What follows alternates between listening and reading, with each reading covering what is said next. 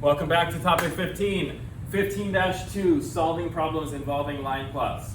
So in 15-1, we started by taking just a broad set of data, and then step by step, we put it into a data table, and then we put it onto a line plot, okay? Now we're going to get to the next phase of that, wherein we have questions that we can answer based upon the data that we couldn't answer as easily until we had plotted it, okay? So this over here is our data set for the problem we're going to be going over. You'll notice it looks like it's in a data table. However, it's not organized in a very user-friendly way. So we're going to take the data, we're going to look at it, but I'm going to treat it as if it's just a jumble of data. I'm going to move it into a more appropriate data table, an easier to use one, move it onto a line plot, and then I'm going to use that information to answer some questions. Okay, I'm going to go kind of quickly. If you don't know how to make your data tables and your line plots, you want to go back to 15-1 video. Okay, I'm going to be using that information without explaining it as much as I go along. All right, so this is our data set, and basically we took some random students, okay, and we had them throw a ball with their right hand and with their left hand, and then we measured. Okay, these are meters. All right, these are not feet; these are meters. And so we've got a set of data for right hand, we've got a set of data for left hand. We're going to make a data table for each hand, and then we're going to make two line plots so that we can compare that information. So we've got, I don't know, random students, never heard of. We got Maximo, Alexandre, Zoe, V-Nice, Mace, Nicolaj, Abby, Alex, Lil, and Key. Those are the students who threw right and left. Okay? The numbers in black are right hand. The numbers in blue are left hand. I'm going to keep it the same over there when I transfer the data table. But before I start making my tables, I need to figure out these two things we talked about in 5-1, 15-1. What is the range? All right, so I need to know what is the smallest number and what is the largest number. This way I know where everything falls in the middle of. I also want to know how to interval these. Is it half a meter? Is it a third of a meter? You know what, based on my data. So I'm going to start by looking at the right hand data, okay? So I'm going to look to see the smallest right hand number, okay? And it looks to be 3 1/4. So Alexandre, you're up first. 3 1/4, that's the smallest. Now I'm going to look for the largest number over here. Okay, 6. So my right-handed range is 3 1/4 to 6. Okay. Now I'm going to do the same for the left side. I'm going to look for the smallest number. Okay, I've got a 1 3/4 here. But I've also got a 1 1/2 there. 1 1/2 is smallest there. So 1 1/2. And then let's find our largest one, or longest, excuse me. Okay, and 8. So that's a pretty big range right there, 1 1/2 to 8.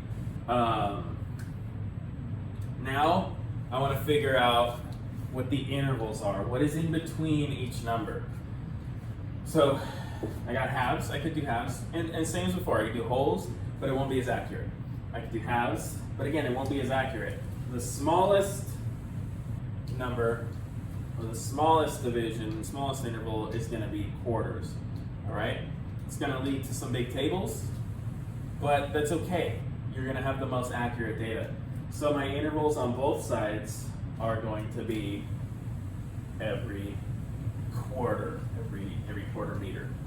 So I'm going to start transferring this data over into my data table. All right. I will do the data table for the right hand, and then I'll just pause it. You can pop up with the data table for the left hand. Okay, so I transferred my data from my original data set into my two different data tables. Right off the bat, I mean, look at this one. This one is crazy, crazy long. And we saw that in the range, so that was to be expected, between 1 1/2 to 8 going by quarters versus 3 1/4 to 6 by going by quarters. So the data is a lot more clumped with the right hand, okay? So your left column, I've elected to make the distance in meters, so I put M up here for meters. The right column, again, is the number of times that data set occurs. So 1, 1, 1, 2, 1, 3, 1. All right?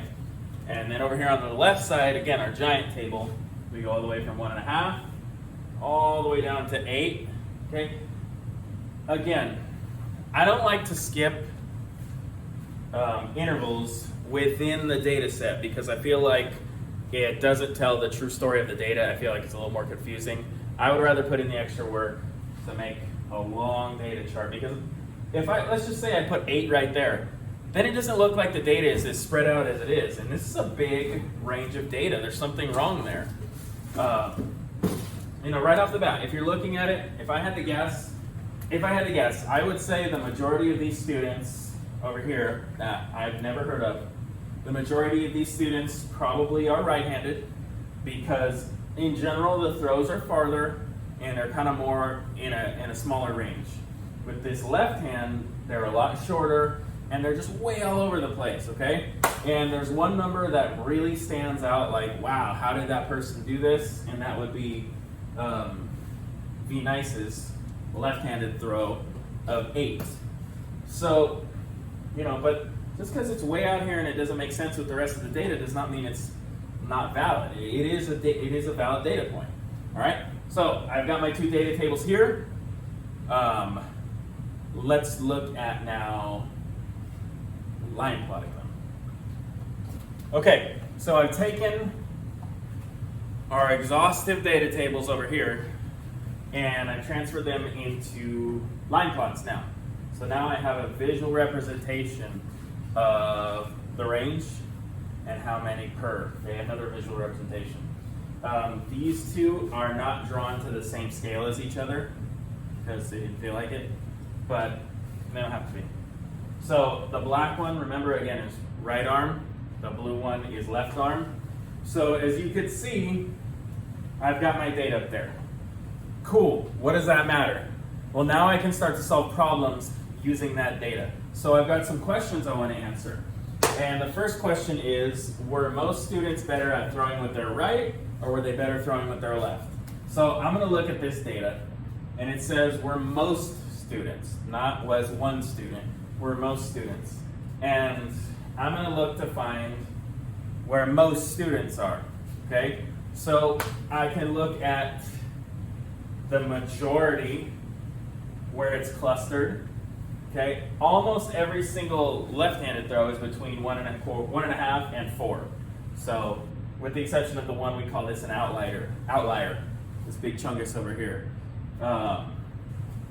Whereas the majority are really, there's not a lot of outliers on this. It's between 3 1/4, which is already almost the longest for left hand, to 6. So, based on the data, I think it's very safe to say that most of the students were better at throwing with their right hand, okay? Most. What were the most common throwing distances for the right hand and for the left hand? Well, this is the easiest one of all. Just look at the number that has the most X's, okay? 5.5 right-handed, 3 1/4 left-handed, okay? Easy, easy. And what are the differences between the longest and shortest throws? So right hand, left hand. We've got 8 and 1.5. So 6.5 here, left hand. And we've got 6 and 3 1/4, 2 and 3/4 there. So, clearly, there you go. So when you're asked questions about the data, it helps to have it in that very easy to look at, very easy to deal with format. Okay, and that is solving problems involving line plots. See ya.